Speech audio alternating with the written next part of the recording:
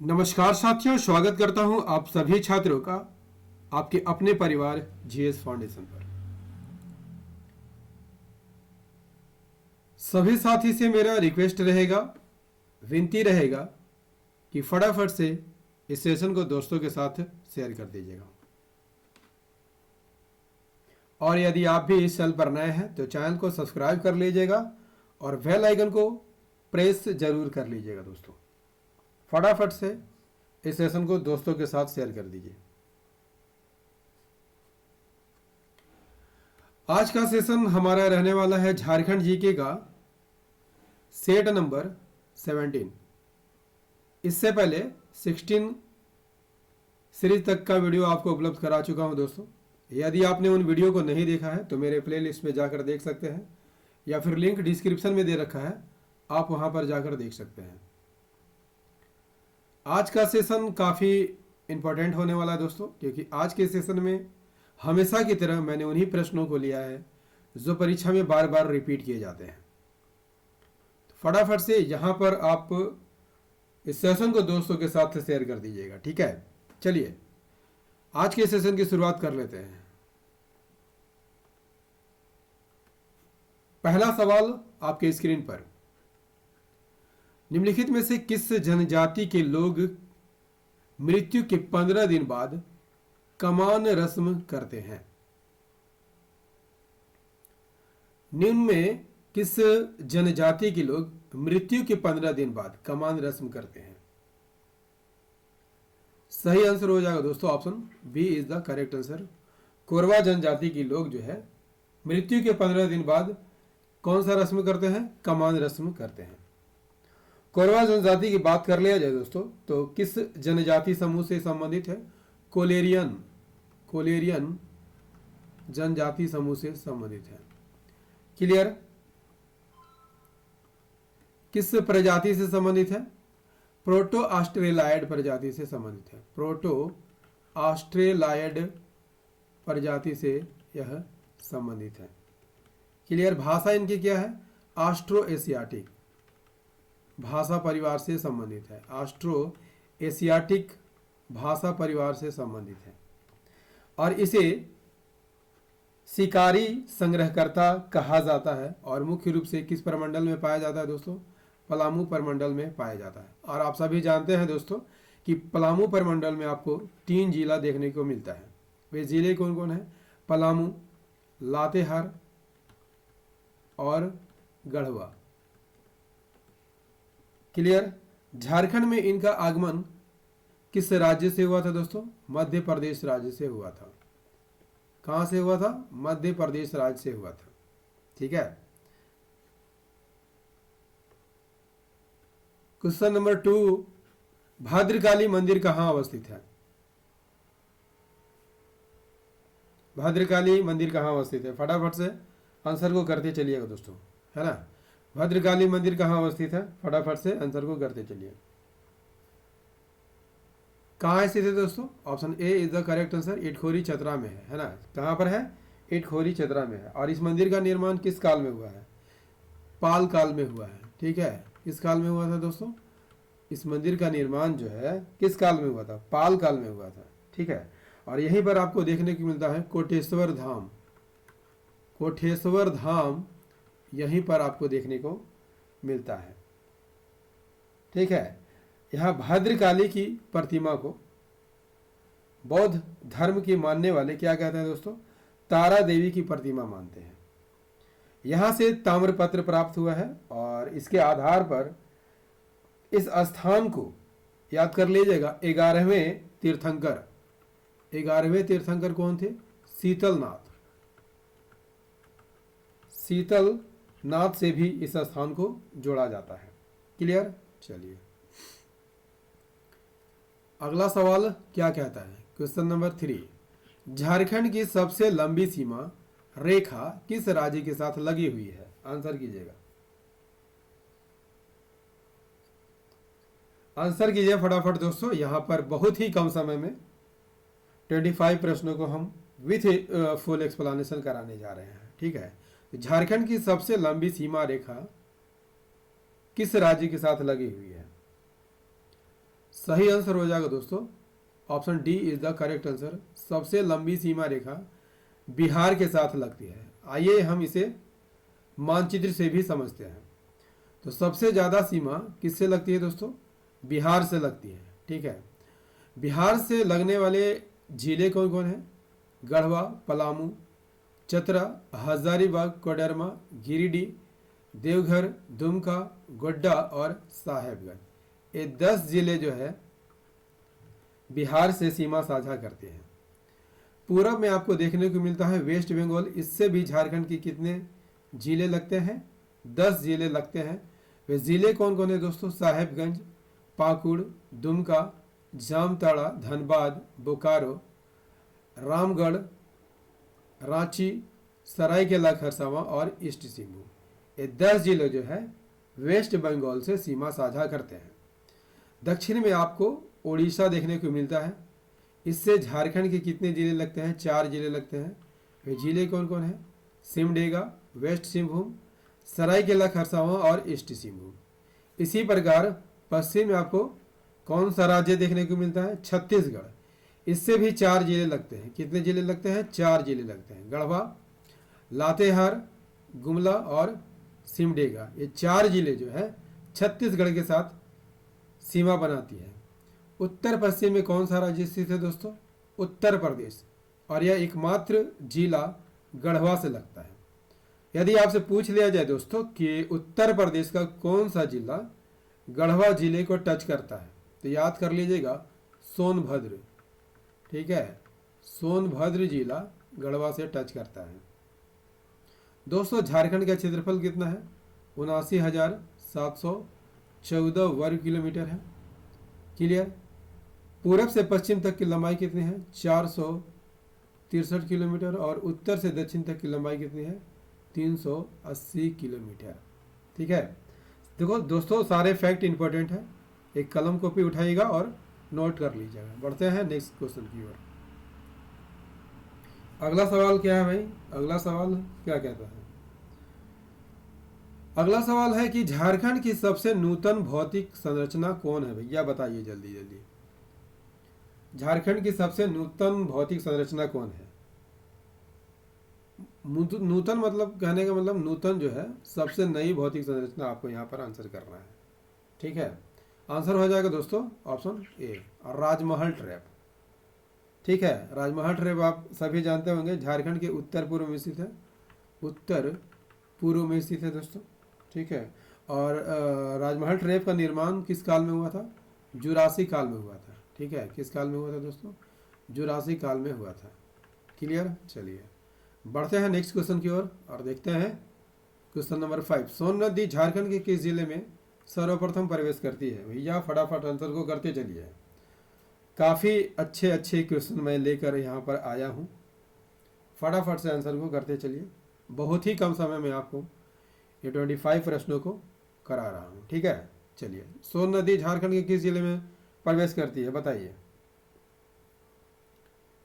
किस जिले में प्रवेश करेगी? ऑप्शन बी, गढ़वा जिले में प्रवेश करेगी। ठीक है, option number B is the correct answer. Son नदी की बात कर लिया जाए दोस्तों तो उद्गम कहाँ से होता है? ठीक है, मैकाल पर्वत की अमरकंटक चोटी से। मैकाल की अमरकंटक चोटी से इसका उद्गम होता है। ठीक है, किस नदी में जाकर मिलती है दोस्तों? गंगा नदी में यह जाकर मिल जाती है। कुल लंबाई की बात कर लिया जाए 784 किलोमीटर। ठीक है, कितने किलोमीटर? 784 किलोमीटर। अपवाह क्षेत्र की बात कर लिया जाए, अपवाह क्षेत्र, ठीक है, जितने क्षेत्र में नदी जो है बहती है अपवाह क्षेत्र कहलाती है। अपवाह क्षेत्र 9030 वर्ग किलोमीटर। क्लियर? सहायक नदियाँ कौन कौन है? उत्तरी कोयल। अपवाह क्षेत्र यानी किन किन क्षेत्रों में बहती है? पलामू, पलामू और गढ़वा में बहती है। ठीक है, उपनाम सोनभद्र, हिरण्यवाह, हिरण्यवाह। ठीक है, और यह झारखंड के उत्तर पश्चिम भाग में बहती है। क्लियर? चलिए अगले सवाल का आंसर कीजिए। Question number 6। दामोदर घाटी परियोजना के अंतर्गत कितने अवरोधक बांध की स्थापना का प्रावधान किया गया है? इंपॉर्टेंट क्वेश्चन है दोस्तों, आंसर कीजिए। दामोदर घाटी परियोजना के अंतर्गत कितने अवरोधक बांध की स्थापना का प्रावधान किया गया है, बनाया गया है? सही आंसर क्या हो जाएगा दोस्तों? Option A is the correct answer, है ना। एक अवरोधक बांध है। दामोदर घाटी परियोजना की बात कर लिया जाए, बहुउद्देशीय नदी घाटी परियोजना है। कब बनाया गया था? 1948 में, ठीक है। 1948 में यह शुरू किया गया था और यह झारखंड और वेस्ट बंगाल की संयुक्त परियोजना है। क्लियर? अमेरिका के टेनेसी घाटी परियोजना पर आधारित है। इसके संचालन के लिए डीवीसी की स्थापना की गई थी। डीवीसी की स्थापना की गई थी, दामोदर वैली कॉरपोरेशन की स्थापना की गई थी। कब की गई थी दोस्तों? 7 जुलाई 1948 को डीवीसी की स्थापना की गई थी। इसका मुख्यालय कहाँ है दोस्तों? इसका मुख्यालय आपको कोलकाता में देखने को मिलता है, ठीक है। इस परियोजना के अंतर्गत जो है दोस्तों 8 बांध बनाए गए हैं। कितने बांध बनाए गए दोस्तों? 8 बांध बनाए गए हैं। वे बांध कौन कौन है दोस्तों? तिलैया, मैथन और बाल पहाड़ी। किस नदी पर है? बराकर नदी पर है। बराकर नदी पर है। और बराकर नदी किसकी सहायक नदी है दोस्तों? दामोदर की सहायक नदी है। पंचेत, अयर और बेरमो दामोदर नदी पर है। पंचेत, अयर और बेरमो किस नदी पर है दोस्तों? दामोदर नदी पर है। याद कर लीजिएगा, दामोदर नदी पर है, ठीक है। बोकारो नदी पर है और कोनार बांध कोनार नदी पर है। एक अवरोधक बांध कहाँ पर बनाया गया है दोस्तों? दुर्गापुर में बनाया गया है। कहाँ पर बनाया गया है? दुर्गापुर बांध, यानी दुर्गापुर में बनाया गया है, ठीक है। जल विद्युत परियोजनाएं कितनी हैं दोस्तों? 6 जल विद्युत परियोजनाएं हैं। क्लियर? मैथन, बाल पहाड़ी, पंचेत, बेरमो और कोनार, ठीक है। 3 तापीय विद्युत गृह है। 3 तापीय विद्युत गृह है। कहाँ? बोकारो, चंद्रपुरा और दुर्गापुर। क्लियर? आई होप यहाँ पर सारी बातें क्लियर हो गई हो दोस्तों। बढ़ते हैं नेक्स्ट क्वेश्चन की ओर। और लाइक करना मत भूलिएगा दोस्तों, लाइक करते चलिएगा, ठीक है। लाइक कीजिएगा, मोटिवेशन बढ़ेगा। आपके लिए नए नए वीडियो लाने का प्रयास करता रहूँगा, ठीक है। तो लाइक ज़रूर कीजिएगा। चंद्रपुरा विद्युत शक्ति गृह किस जिले में भैया, बताइए। चंद्रपुरा विद्युत शक्ति गृह किस जिले में स्थित है? सही आंसर हो जाएगा ऑप्शन बी, बोकारो जिले में स्थित है। इसकी स्थापना कब हुई थी? इसकी स्थापना 1965 में हुई थी, ठीक है। और यह दामोदर घाटी निगम के अंतर्गत इसकी स्थापना की गई थी, ठीक है। चलिए अगला सवाल कीजिए, आंसर हो कीजिए दोस्तों। 8 गौतम धारा या जोन्हा जलप्रपात किस जिले में स्थित है?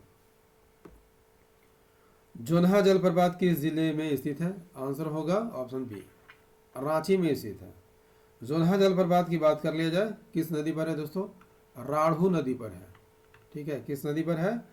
राढ़ू नदी पर है। इसकी ऊंचाई कितनी है? 17 मीटर इसकी ऊंचाई है। फीट की बात कर लिया जाए, 55 फीट इसकी ऊंचाई है। और यह रांची से 32 किलोमीटर की दूर जो है जोन्हा गांव में स्थित है। और इसी गांव के नाम पर इसका नाम जोन्हा जलप्रपात रखा गया है। मान्यता है यहाँ पर दोस्तों कि गौतम बुद्ध ने इस जल में क्या किया था? स्नान किया था, बाथ किया था, ठीक है। चलिए क्वेश्चन नंबर 9 का आंसर कीजिए। तातापानी गर्म जल कुंड किस जिले में स्थित है भैया, बताइए आंसर। किस जिले में स्थित है? लातेहार जिले में स्थित है। किस प्रखंड में स्थित है? बरवाडी प्रखंड में स्थित है। बरवाडी प्रखंड में स्थित है। अगला सवाल क्वेश्चन नंबर 10, फटाफट से लाइक करते चलिएगा दोस्तों। पलामू में किस प्रकार की मिट्टी पाई जाती है? आपके एक लाइक से, एक कमेंट से हमारा मोटिवेशन काफ़ी बढ़ता है दोस्तों, ठीक है। और ये मोटिवेशन जो है हमें वीडियो बनाने के लिए प्रेरित करता है। तो आप लाइक कमेंट करना मत भूलिएगा। पलामू में किस प्रकार की मिट्टी ज़्यादा पाई जाती है, बताइए। किस प्रकार की मिट्टी ज़्यादा पाई जाएगी?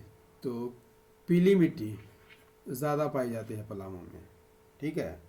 पीली मिट्टी पलामू में ज़्यादा पाई जाती है। इस मिट्टी का रंग पीला है, इसीलिए पीली मिट्टी का नाम दिया गया है। और यह उर्वर जो है, यह काफ़ी उर्वर है, ठीक है, फर्टिलाइज किया हुआ है। ओके, चलिए। झारखंड में कृषि कार्य में कितने प्रतिशत भूमि का उपयोग होता है? मात्र 23%। Option C is the correct answer. लेकिन इसी 23% भूमि पर 75% जनसंख्या जो है कृषि कार्य में संलग्न है दोस्तों, 75%।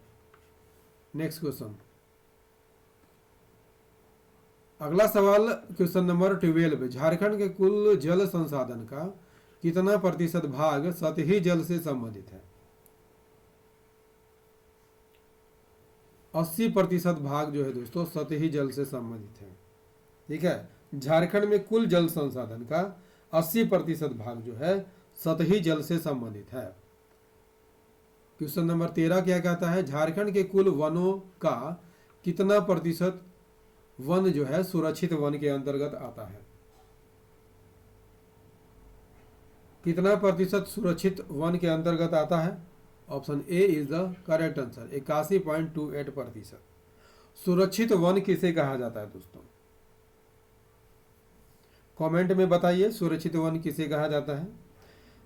सुरक्षित वन किसे कहा जाता है? वैसे वन जहां पर मनुष्यों को कुछ प्रतिबंध है, ठीक है, लेकिन पशु चराना और लकड़ियों को काटने की अनुमति है, उसे क्या कहा जाता है दोस्तों? सुरक्षित वन कहा जाता है। और इस प्रकार के वन में बिना अनुमति के सभी गतिविधियों पर प्रतिबंध भी लगाया गया है। क्लियर? चलिए अगला सवाल का आंसर कीजिए। क्वेश्चन नंबर 14, हजारीबाग अभयारण्य की स्थापना कब हुई थी?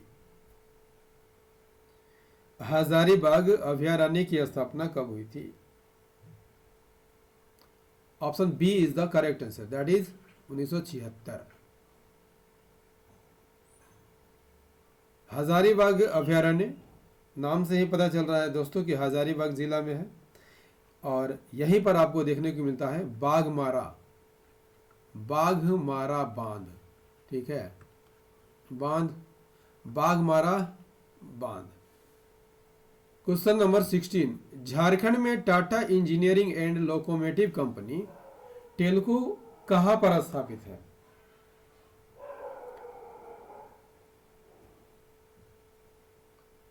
टेल्को कहां पर स्थापित है दोस्तों? Option number C is the correct answer, Tata iron and steel company. TISCO की स्थापना कब हुई थी दोस्तों? टिस्को की स्थापना कब हुई थी? 1907 में हुई थी। ठीक है, और यहाँ लोहे का उत्पादन कब से प्रारंभ हुआ था दोस्तों? 1911 से लोहे का उत्पादन जो है प्रारंभ हो गया था। टेल्को को वर्तमान नाम क्या है दोस्तों? टाटा स्टील। टाटा स्टील। क्लियर? चलिए next question, question number 17, Jharkhand की सबसे लंबी राष्ट्रीय राजमार्ग कौन है? Answer is the option D, NH20। इसकी लंबाई कितनी है? 391.60 इसकी लंबाई है।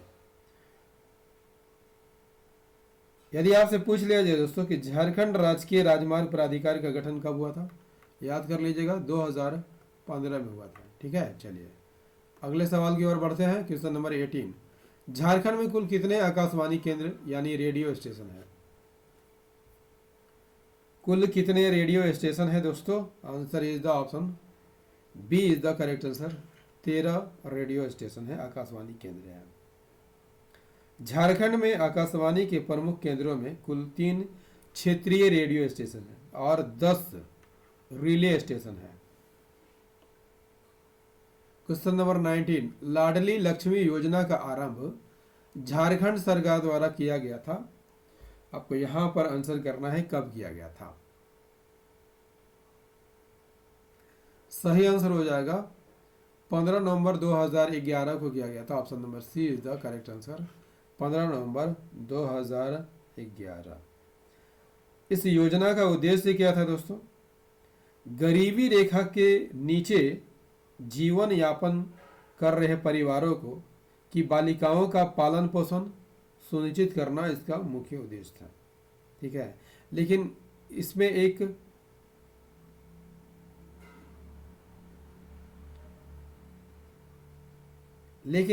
एक प्रावधान किया गया था दोस्तों कि लाभार्थी के अधिकतम 2 बच्चे ही होना चाहिए। ठीक है, नेक्स्ट क्वेश्चन नंबर 20, राज्यपाल की नियुक्ति कौन करता है? आसान सा सवाल है, आंसर कीजिए। कौन करता है? राष्ट्रपति करता है। Option C is the correct answer. ठीक है, राज्यपाल कितने वर्षों तक रहता है दोस्तों? 5 वर्षों तक रहता है, लेकिन राष्ट्रपति के प्रसाद पर्यंत यह रह सकता है।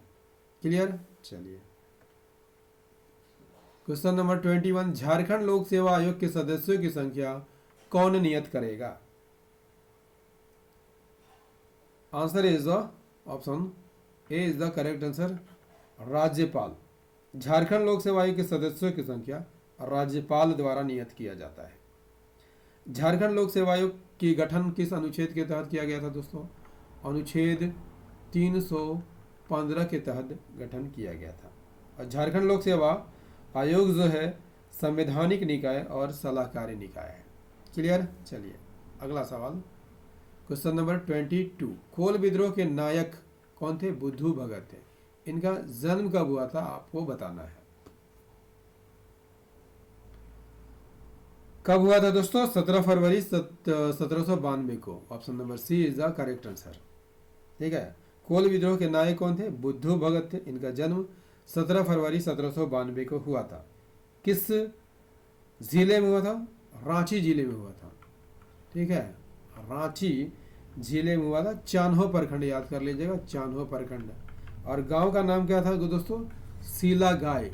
सीलागाय, सीलागाय में ही बुद्धू भगत का जन्म हुआ था।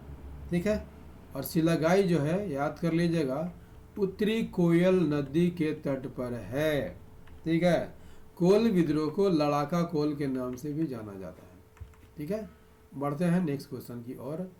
क्वेश्चन नंबर 23, सेवा विवाह में निम्न में से किस जनजाति में प्रचलित है? संथाल, मुंडा, बिरहोर, उपयुक्त सभी। तो सेवा विवाह सभी जनजातियों में यहाँ पर आपको देखने को मिलता है। संथाल में भी, मुंडा में और बिरहोर, तीनों में। Option number D is the correct answer, उपयुक्त सभी। दोस्तों, सेवा विवाह क्या है? लड़की से शादी करने के लिए उसके माता पिता की सेवा किया जाता है इसमें। उसके बाद जो है उसके माता पिता उस अपनी लड़की का शादी उस लड़के से कर देते हैं। क्लियर? चलिए, क्वेश्चन नंबर 24, निम्न में से किसके कप्तानी में 1928 के एम्स्टर्डम ओलंपिक में भारतीय हॉकी टीम ने हॉकी का स्वर्ण पदक जीता था? किसके कप्तानी में? सही आंसर हो जाएगा option A is the correct answer, Jaipal Singh की कप्तानी में एम्स्टर्डम ओलंपिक जीता गया था दोस्तों। ठीक है, जयपाल सिंह की यहाँ पर बात कर लिया जाए तो इनका जन्म कब होता दोस्तों? 3 जनवरी 1903 में इनका जन्म हुआ था। कहाँ हुआ था? टकरा गांव में हुआ था। टकरा गांव। टकरा गांव किस जिले में है? खूंटी जिले में है। किस जिले में दोस्तों? खूंटी जिले में है। इनके बचपन का नाम, यानी मूल नाम क्या था? वेनंद पाहन। वेनंद पाहन इसके बचपन का नाम था। किसके बचपन का नाम था? जयपाल सिंह के बचपन का नाम था। लेकिन इन्होंने ईसाई धर्म अपना लिया था। ईसाई धर्म अपनाने पर इनका नाम बदल जाता है दोस्तों। क्या हो जाता है? ईश्वर दास। इसका नाम ईश्वर दास हो जाता है ईसाई बनने पर। ठीक है, लेकिन इसका नामकरण जो है जयपाल सिंह किसने किया था? किसने किया था? खूंटी के पुरोहित ने किया था। खूंटी के पुरोहित ने किया था। दोस्तों याद रखिएगा, इंपॉर्टेंट फैक्टर रहेगा आपके एग्जाम के दृष्टिकोण से। पूछ लेगा कि जयपाल सिंह की पत्नी का नाम क्या था? तारा मजुमदार। ठीक है, तारा मजुमदार ये इनकी पहली पत्नी थी दोस्तों। याद रखिएगा, तारा मजुमदार जो है किनकी बेटी थी? व्योमेश चंद्र बनर्जी की बेटी थी। व्योमेश चंद्र बनर्जी व्योमेश चंद्र बनर्जी है कौन दोस्तों, याद रखिएगा। भारतीय राष्ट्रीय कांग्रेस के पहले अध्यक्ष थे, ठीक है, कौन थे, पहले अध्यक्ष। और उन्होंने पहले अधिवेशन की अध्यक्षता कहाँ की थी दोस्तों, मुंबई में की थी, ठीक है, मुंबई में की थी, याद रखिएगा, इंपॉर्टेंट फैक्ट है। अगला सवाल दोस्तों, झारखंड जीके का प्रैक्टिस सेट नंबर 17 आपको कैसा लगा? उम्मीद करता हूँ काफ़ी अच्छा लगा होगा। यदि सेशन पसंद आया दोस्तों तो इसे लाइक ज़रूर कर दीजिएगा, ठीक है, दोस्तों के साथ शेयर कर दीजिएगा। और यदि आप भी इस साल पढ़ना है तो चैनल को सब्सक्राइब कर लीजिएगा, बेल आइकन को ज़रूर प्रेस कर लीजिएगा दोस्तों, ठीक है। मिलते हैं अगले सेशन में प्रैक्टिस सेट नंबर 18 के साथ। तब तक के लिए जय हिंद, धन्यवाद।